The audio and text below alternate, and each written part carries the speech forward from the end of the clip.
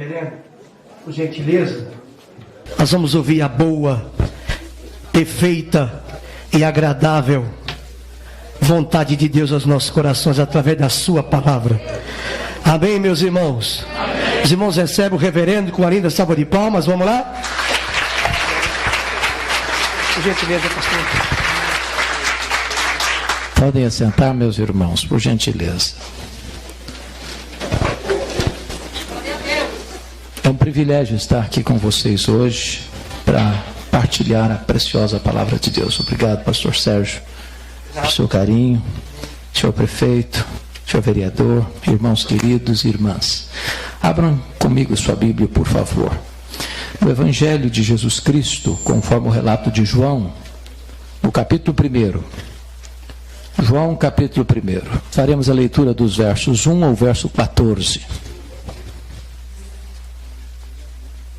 Mas antes de ler esse texto, é muito importante entender que o Evangelho de João é a obra literária mais importante do mundo.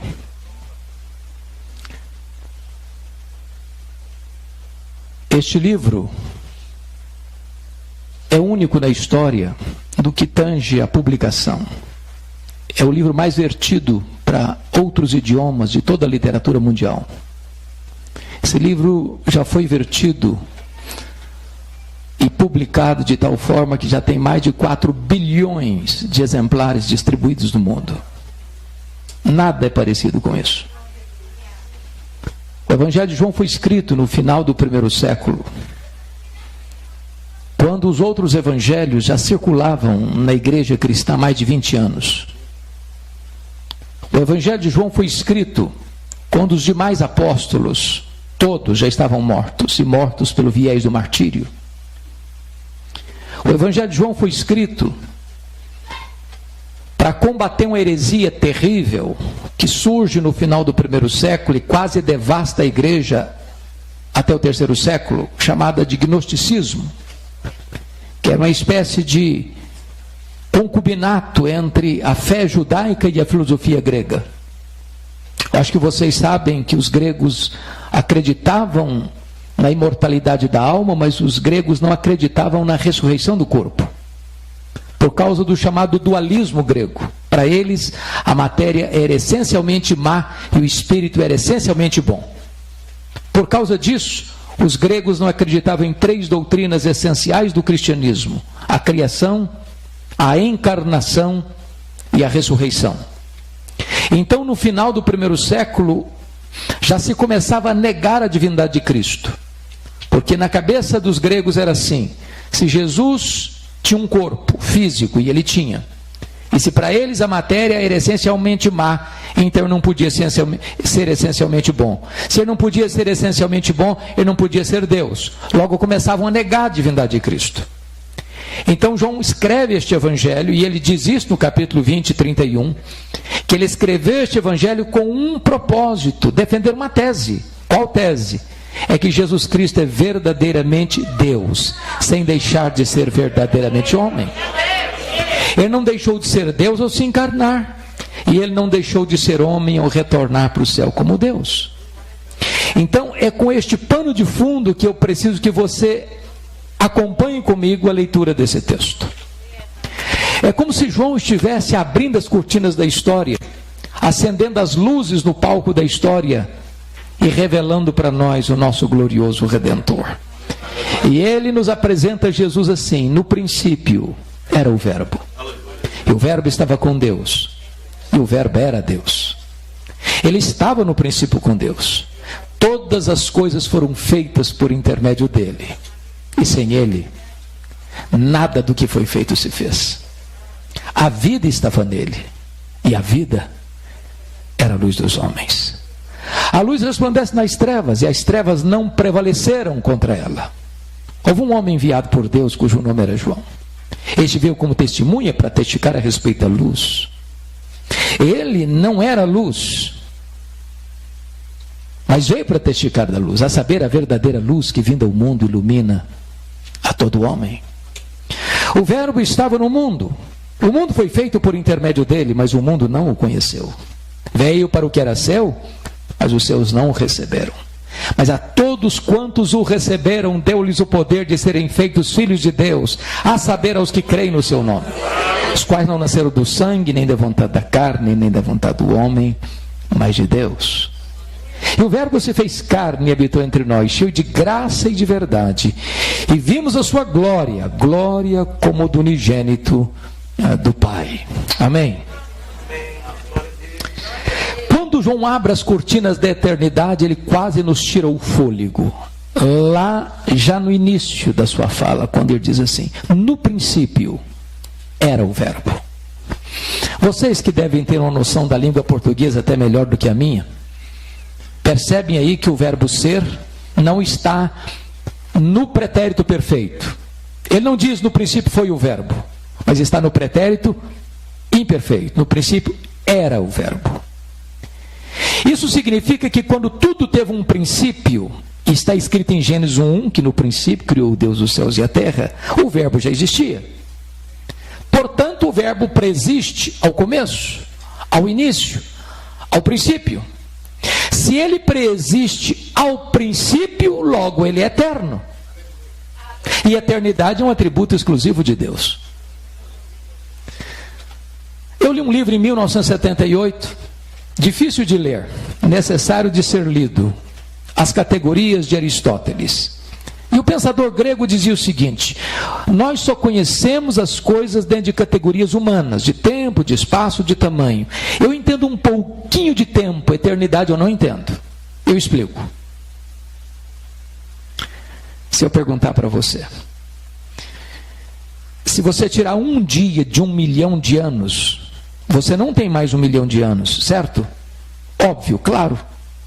Mas se eu perguntar para você, se você tirar 1 milhão de anos da eternidade, quanto lhe resta? A eternidade. E se eu tirar 1 bilhão de anos da eternidade, quanto sobra? A eternidade. Logo, eternidade não é tempo. Logo, você e eu não entendemos bem o que é eternidade. Sabe por quê? Porque só Deus é eterno e esse é um atributo exclusivo de Deus. Pois o verbo é eterno. No princípio era o verbo. E ele dizia, e o verbo estava com Deus. Ora, se Deus é uma pessoa e Deus é, e se o verbo estava com Deus, e essa palavra na língua grega significa face a face com Deus, logo o verbo não é um ser impessoal como pensavam os gregos, mas um ser pessoal, da mesma essência, da mesma substância de Deus.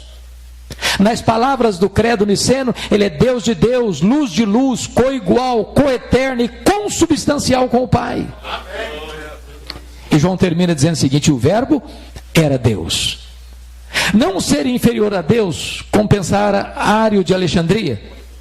Não um ser apenas superior aos anjos, mas um ser da mesma substância, tendo os mesmos atributos, realizando as mesmas obras. Isso me leva a pensar o que disse o pensador cristão C.S. Lewis, quando ele diz o seguinte: com respeito a Jesus, você só tem 3 opções. Ou ele é um mentiroso, ou ele é um louco, ou ele é Deus. Se ele não é quem ele disse ser, ele é um mentiroso. Se ele não é quem ele pensou ser, ele é um louco. Mas se ele é quem ele disse ser, então ele é Deus. Pois foi ele quem disse: quem me vê a mim, vê o Pai. Eu e o Pai somos um. Só nos resta curvarmos-nos aos seus pés, como Tomé, e dizer: Senhor meu e Deus meu. Então João já começa dizendo que o verbo é eterno, que o verbo é pessoal e que o verbo é divino. E ele diz no verso 2: o verbo estava com Deus. No princípio ele estava com Deus. Mas que princípio? No princípio criou Deus os céus e a terra. Quando os céus e a terra foram criados, o verbo estava lá. Mas não estava lá passivamente, ele estava lá ativamente, porque o verso 3 diz: todas as coisas foram feitas por intermédio dele, e sem ele nada do que foi feito se fez. Isso nos leva a 4 conclusões preliminares. Primeiro, a matéria não é eterna como pensavam os gregos. A matéria foi criada, e criada pelo nosso glorioso Redentor. Este mundo é constituído de matéria e energia. Matéria e energia não criam a si mesmas.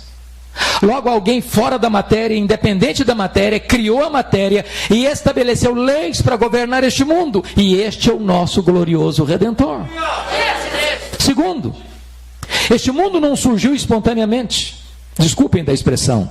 Este mundo não pariu a si mesmo. Este mundo foi criado. Este mundo não veio à existência por iniciativa própria.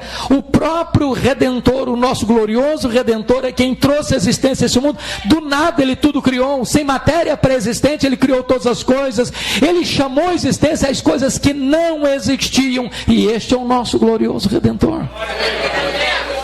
Terceiro, este mundo não é resultado de uma mega explosão cósmica. A teoria do Big Bang não está ancorado na verdade. Sabem por quê? O caos não produz o cosmos.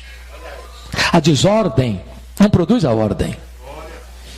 Seria mais fácil eu acreditar que se eu jogasse para o espaço 1 bilhão de letras, elas caíssem como uma grande enciclopédia, do que eu acreditar que uma mega explosão produziu esse universo tão vasto, tão insondável, com leis tão precisas, com movimentos tão harmônicos.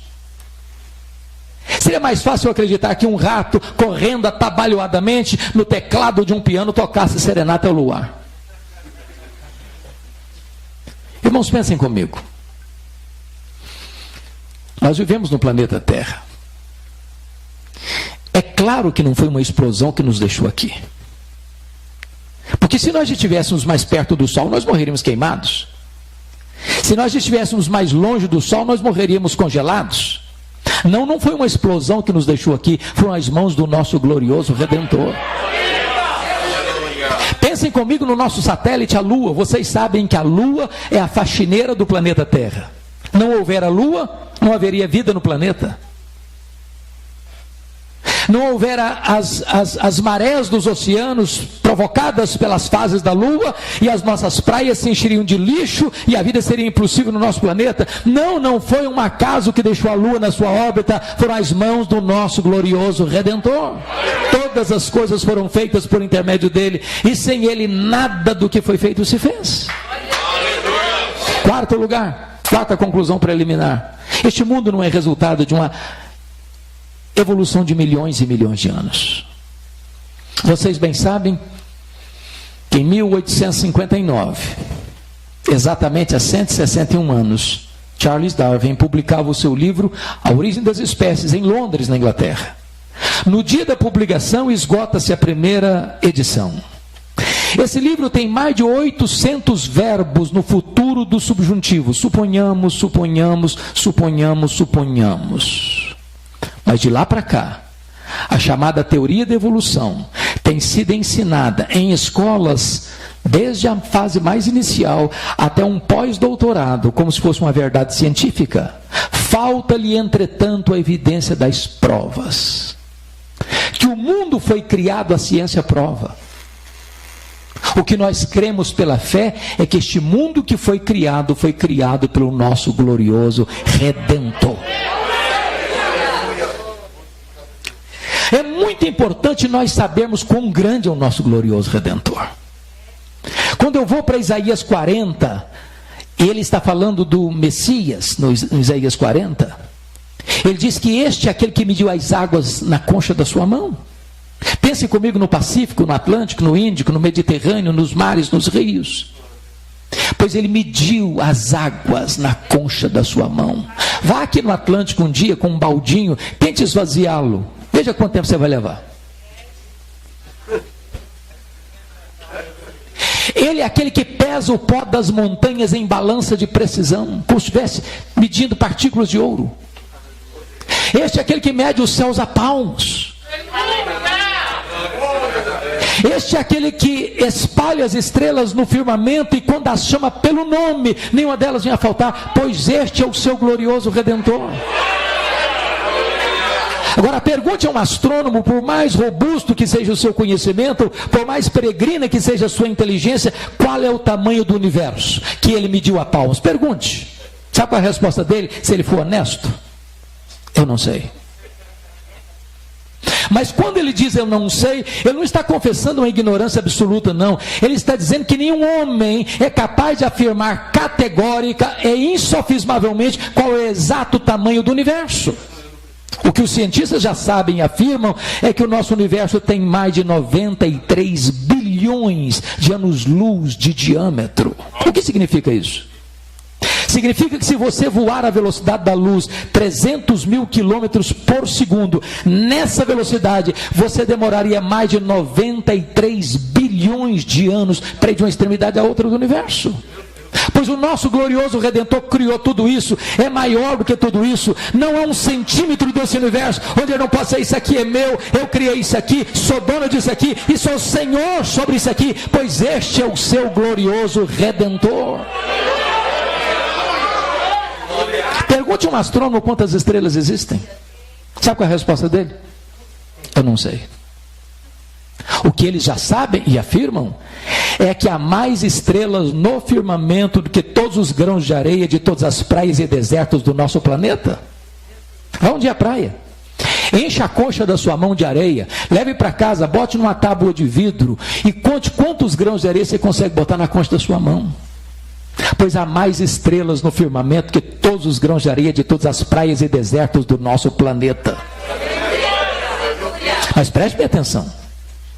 Ele não apenas criou todas elas, ele batizou cada uma delas pelo nome.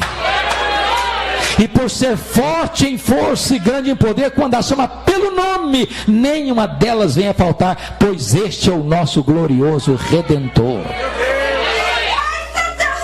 Mas agora nós não estamos mais pasmos com o macro-universo. Do século XX para cá, nós estamos espantados com o micro-universo. Com o micro-universo. Eu não vou arrancá-la. Mas se fosse uma folha que cresce, eu diria para você que se eu arrancasse uma folha é tão complexa, senhor prefeito, como a cidade de Guarulhos. Uma folha que você colhe no seu quintal. Se você chegar em casa hoje, pega um ovo na geladeira e quebrá-lo numa frigideira, aquela gema de ovo é mais complexa de qualquer máquina que o homem jamais inventou. O Dr. John Wilson, catedrático de Harvard, um dos maiores oftalmólogos do mundo, diz que você e eu temos mais de 10 milhões de fios duplos encapados em cada um dos nossos olhos. Se não for assim, haveria um curto-circuito e nós ficaríamos cegos. Dr. Marshall Nirenberg, prêmio Nobel de Biologia, fez uma das mais fantásticas descobertas no século passado. Ele descobriu que nós somos um ser programado geneticamente. Ele descobriu que você e eu temos mais de 60 trilhões de células vivas no nosso corpo. Descobriu mais, que em cada uma dessas células nós temos 1,70 m de fita DNA, onde estão gravados e computadorizados todos os nossos dados genéticos, a cor dos nossos olhos, a cor da nossa pele, o nosso temperamento. Se você espichar a fita DNA do seu corpo, você tem 102 trilhões de metros de fita DNA no seu corpo, você tem 102 bilhões de quilômetros de fita DNA no seu corpo, que daria para dar diversas voltas no sistema planetário. O Dr. Lowe vai afirmar mais tarde que códigos de vida não se originam espontaneamente, códigos de vida não se originam de uma explosão cósmica, códigos de vida não se originam de uma evolução de milhões e milhões de anos, códigos de vida foram plantados em você pelo Deus Todo-Poderoso, Criador dos céus e da terra, e este é o nosso glorioso Redentor. Todas as coisas foram feitas por intermédio dele, e sem ele nada do que foi feito se fez. Quando você vai para o verso 4, João quase nos tira o fôlego de novo. Quando ele diz, a vida estava nele e a vida era a luz dos homens. O que significa isso? Significa que tudo que existe, existe porque recebeu vida dele. Ele, Deus, é o único ser autoexistente. Alguém pergunta, mas quem criou Deus? Resposta, ninguém, ele não foi criado. Ele é o Criador. Alguém pergunta, mas quando ele passou a existir? Não passou a existir. Ele é eterno. Anjos, homens, animais, o universo, enfim, só tem vida porque recebeu vida dele. Então, se você está aqui hoje, saiba disso, você está aqui porque ele deu vida a você. Paulo Paulo prega na capital intelectual do mundo, a cidade de Atenas, e diz: nele vivemos, nos movemos e existimos. É Ele quem nos dá a vida, a respiração e tudo mais. Bom, se Jesus é tudo isso mesmo, e Ele é, então você e eu não podemos ficar neutros em relação a Ele. Hoje você precisa tomar uma decisão em relação a Ele. Vale-me do livro A Ética da Decisão, quando o autor disse o seguinte: você é como um cidadão dentro de uma canoa, rio abaixo, à beira de um abismo. Numa situação semelhante, você só não pode fazer uma coisa: ficar sem tomar uma decisão. Você é escravo da sua liberdade. Você tem que decidir. Você pode pular da canoa e nadar até a margem. Você pode remar e ancorar a canoa num lugar seguro. Ou você pode ficar dentro da canoa pensando que não tem abismo e se arrebentar quando a canoa cair lá embaixo. Só uma coisa você não pode deixar de fazer: é tomar uma decisão. Talvez você veja aqui e diga o seguinte: bom, eu estou aqui, mas eu não quero tomar decisão nenhuma. Bom, você pode dizer: eu estou indeciso. Mas eu quero dizer para você que a indecisão é uma decisão. A indecisão é a decisão de não decidir. E com respeito a Jesus, ele diz: quem não é por mim, é contra mim. Quem comigo não ajunta, espalha. É por isso que a partir de agora, do verso 6, o texto vai nos apresentar 3 reações a Jesus. A primeira dela, dos versos 6 a 9, a reação ou a decisão de João Batista, que resolveu dar a ele toda a glória. Pense comigo em João Batista, o precursor. Ele está pregando no deserto da Judeia. As multidões fluem das vilas, das aldeias, das cidades para o deserto para ouvi-lo. Lá estão os fariseus, lá estão os saduceus, lá estão os soldados, lá estão os coletores de impostos, e a multidão está chegando e ele está pregando batismo de arrependimento para remissão de pecados. Quando de repente, do meio da multidão, surge um bochicho, com voz aveludada, tentadora, sedutora, que vai beijar os ouvidos de João Batista com uma pergunta muito perigosa. E a pergunta foi esta: porventura, tu não és o Cristo? Olha o perigo aí. Ou a tentativa de colocar um homem no pedestal aí. Ou a tentativa de exaltar um homem aí. Pensem comigo, se João Batista tivesse engolido essa isca venenosa, ele podia ter pensado: bom, na verdade, se eu me declarar Messias, o povo já tem do meu lado. Olha essa multidão toda aí. Ele poderia pensar: eu sou um sucesso, eu sou um fenômeno. Mas ele não engoliu a isca. Ele respondeu categoricamente: eu não sou o Messias. Eu não sou o verbo, eu sou apenas uma voz que clama no deserto. Eu não sou a luz, eu vim para testificar da luz, a saber, a verdadeira luz que vinda ao mundo ilumina todo homem. Eu não sou o noivo, eu sou apenas um amigo do noivo. Eu batizo com água, mas aquele que vem depois de mim é mais poderoso que eu, e ele vos batizará com o Espírito Santo e com fogo. Eu tenho um lema de vida, eu aponto para ele e digo: eis o Cordeiro de Deus que tira o pecado do mundo. Convém que ele cresça e que eu diminua. Eu não sou nem digno de curvar-me, desatar as correias das suas sandálias. O que João está nos mostrando é o seguinte: toda a glória só pertence a Jesus, e ele não divide a sua glória com ninguém.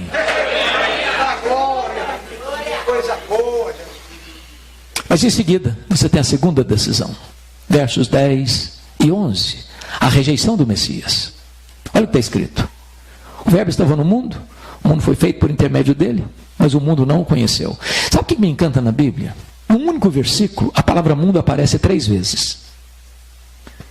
E no grego é a mesma palavra: cosmos, cosmos, cosmos. Mas cada vez tem um significado diferente. O verbo estava no mundo. Que mundo?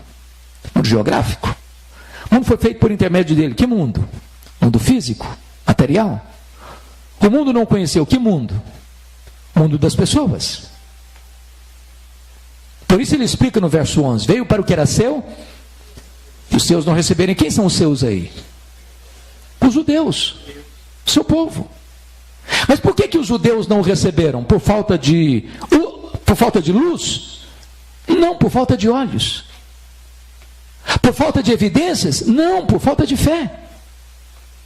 Todo o Velho Testamento apontava para Jesus. Desde João 3,15, de Gênesis 3,15. Da semente da mulher nascerá aquele que esmagará a cabeça da serpente. Os patriarcas falaram dele, os profetas apontaram para ele, o cordeiro da Páscoa era um símbolo dele, o santuário era um símbolo dele, a arca da aliança era um símbolo dele, o que estava dentro da arca era um símbolo dele, o sábado era um símbolo dele, as festas de Israel eram um símbolo dele, tudo apontava para ele, tudo era sombra, ele é a realidade.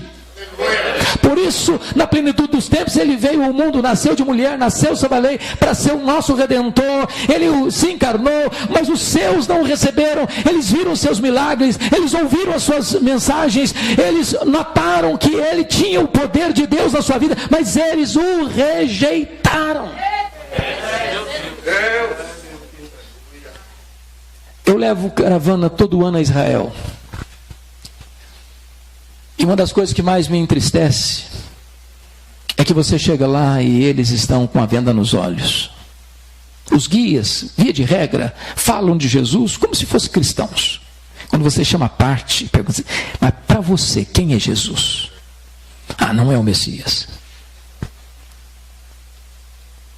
Veio para o que era céu e os seus não receberam. Mas deixa eu lhes dar uma notícia triste. Tem muitos pastores e líderes que vão para Israel e voltam pior. Pior. A igreja evangélica brasileira, irmãos, em muitos lugares está se judaizando. E acha que isso é um avanço. Que isso é um upgrade. Isso é voltar para as sombras. Leia Hebreus. Por que Hebreus foi escrito? Hebreus foi escrito para mostrar que uma comunidade de judeus converteu-se a Cristo. E em virtude da perseguição, estava de malas prontas, de volta para o judaísmo. E o autor aos Hebreus escreveu dizendo o seguinte: você voltar para o judaísmo, depois de ter abraçado o cristianismo, é caminho de morte. Porque Jesus é melhor do que os profetas. Porque Jesus é melhor que os anjos. Porque Jesus é melhor que Moisés. Porque Jesus é melhor que Arão. Porque Jesus é melhor que Josué.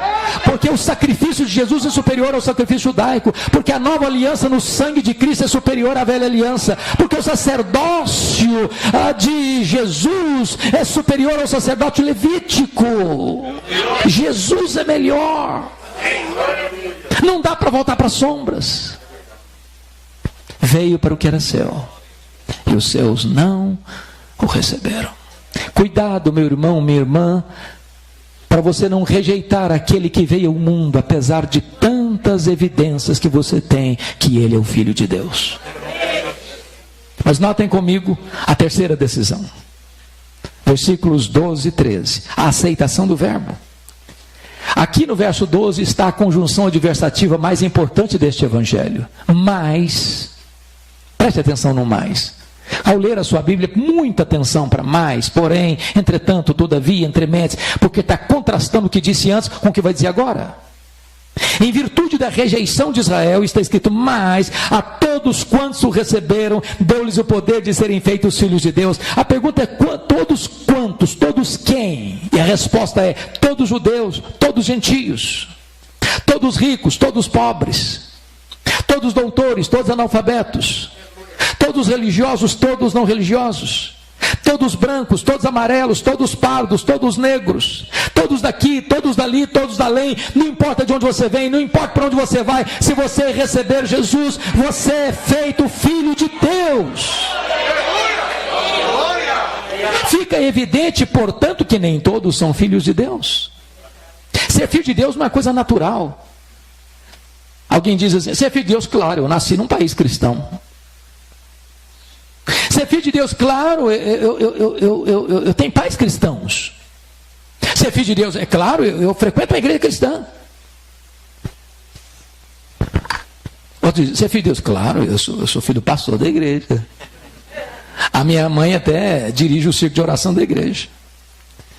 Ter um pai pastor deve ser bom, né? Ter uma mãe de oração, com certeza.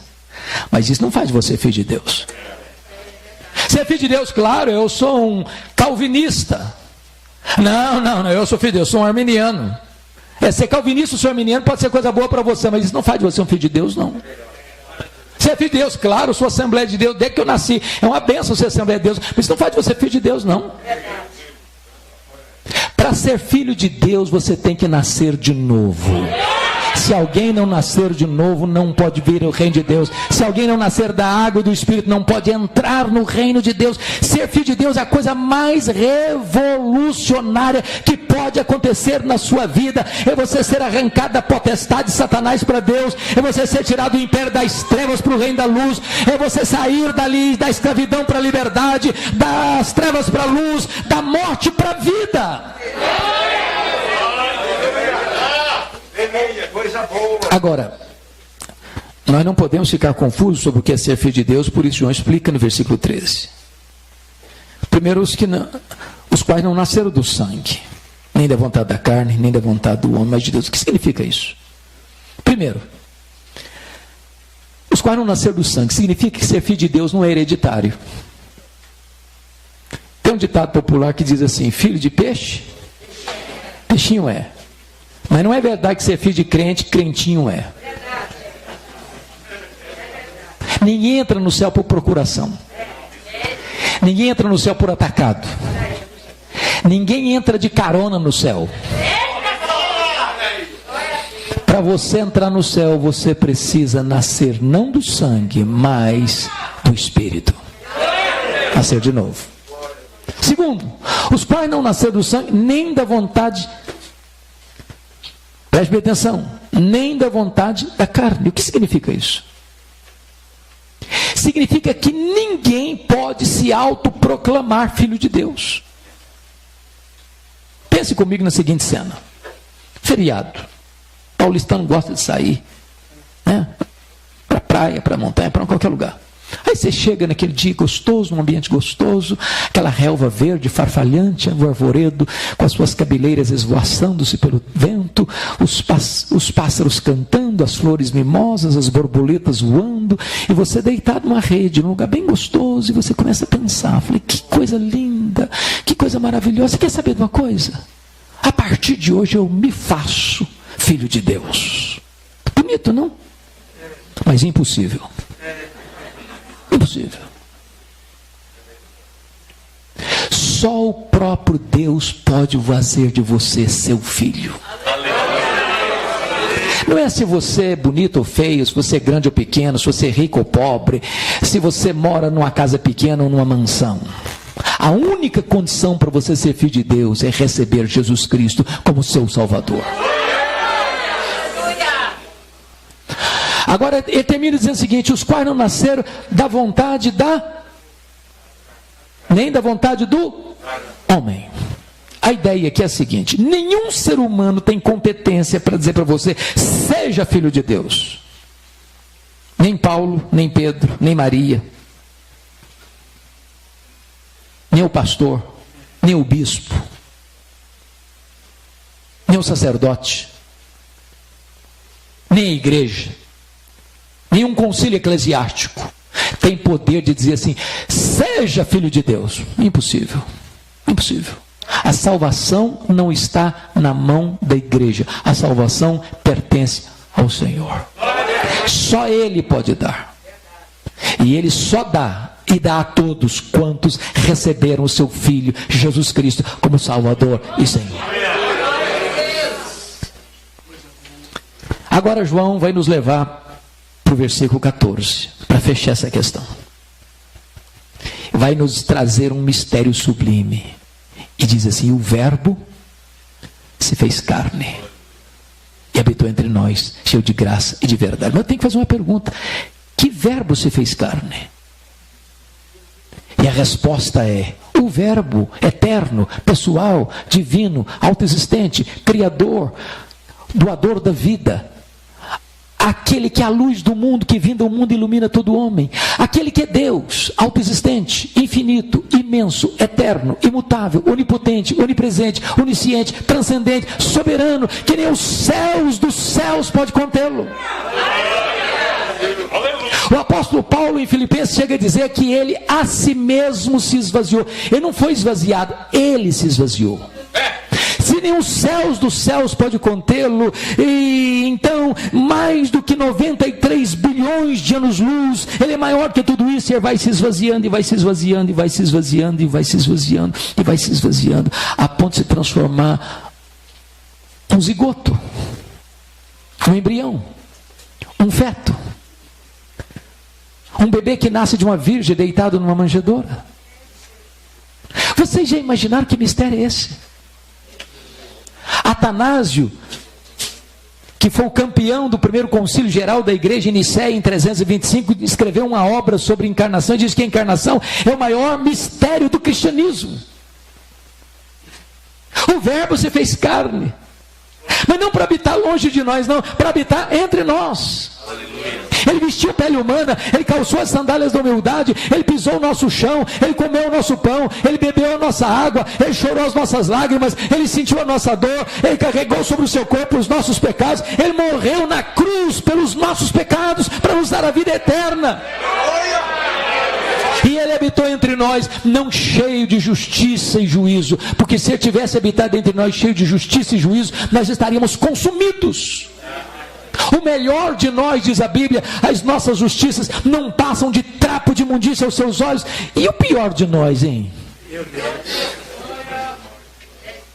Mas ele se manifestou entre nós cheio de graça, cheio de graça, cheio de graça e de verdade. Ele nos apanhou arruinados, ele nos apanhou sujos, ele nos apanhou depravados, ele nos apanhou contaminados, ele nos apanhou completamente arruinados pelos nossos pecados, e ele nos limpou, e ele nos lavou, e ele nos transformou, e ele nos restaurou, e ele nos fez membros da família de Deus. Louvado seja o seu nome.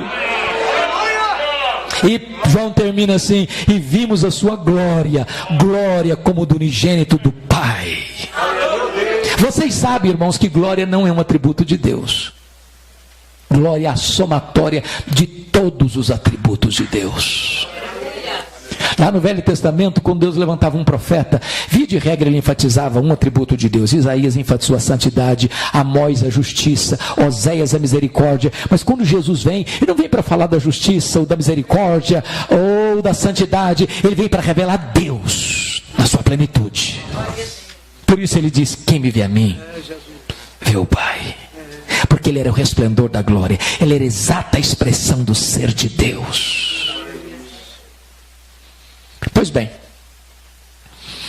eu disse para vocês que João escreveu este evangelho para provar uma tese. Qual tese? Jesus Cristo é Deus. E eu quero terminar agora dizendo para vocês que quando João vai se estender na sua obra, ele vai continuar na mesma toada da introdução. O que João vai fazer? Ele é Deus por duas razões: porque tem os mesmos atributos e porque realiza as mesmas obras. Então João, no seu evangelho, vai selecionar 7 milagres para provar que ele é Deus, porque faz as obras de Deus. Por que 7? O número da perfeição. Primeiro milagre, capítulo 2, ele transforma água em vinho. Segundo milagre, capítulo 4, ele cura o filho do oficial. Terceiro milagre, capítulo 5, ele cura o paralítico de Betesda. Quarto milagre, capítulo 6, ele multiplica pães e peixes. Quinto milagre, capítulo 6, ele anda sobre o mar. Sexto milagre, capítulo 9, ele cura um cego de nascença. Sétimo milagre, capítulo 11, ele ressuscita Lázaro. Se ele faz as obras de Deus, logo ele é Deus. Mas João vai provar que Jesus é Deus, porque tem os mesmos atributos de Deus. Sabe o que vai fazer? Ele vai pegar um texto da palavra de Jesus, lá em João 8,58. Antes que Abraão existisse, eu sou. Eu sou, é o nome Yahvé, é o nome Javé, é o nome de Deus. Algumas versões trazem Jeová. Todos vocês devem saber que Jeová não é propriamente um nome. Jeová é a conjunção de dois nomes. Jeová é quando você pega as consoantes de Javé com as vogais de Adonai, você cria o nome Jeová, pois Jesus Cristo é o Jeová do Velho Testamento. Então João vai selecionar 7 declarações de Jesus: eu sou. Primeira declaração, João 6,35, eu sou o pão da vida. Segunda declaração, João 8,12, eu sou a luz do mundo. Terceira declaração, João 10,9, eu sou a porta, quem entrar por mim será salvo, entrará e sairá e achará pastagens. Quarta declaração, João 10,11, eu sou o bom pastor dá vida pelas suas ovelhas. Quinta declaração, João 11,25, eu sou a ressurreição e a vida. Sexta declaração, João 14,6, eu sou o caminho e a verdade e a vida, e ninguém vem ao Pai senão por mim. Sétima declaração, João 15,1, eu sou a videira verdadeira e o meu Pai é o agricultor. Se ele tem os mesmos atributos de Deus, logo ele é Deus. Então está provada a tese de João. Ele é Deus. Meu Deus, coisa boa. Oh, amados, eu espero em nome de Jesus que você, cada um aqui, possa conhecer e prosseguir em conhecer o nosso glorioso Redentor. Nós não temos outro assunto, nós não temos outro tema, nós não temos outra mensagem. Precisamos conhecê-lo, porque você não pode amar quem você não conhece. Quanto maior ele for para você, menor você será diante dos seus olhos, e mais você vai se curvar diante dos seus pés. A ele a honra, a ele a glória, a ele o domínio, a ele o poder, a ele a exaltação agora e pelos séculos eternos. Amém.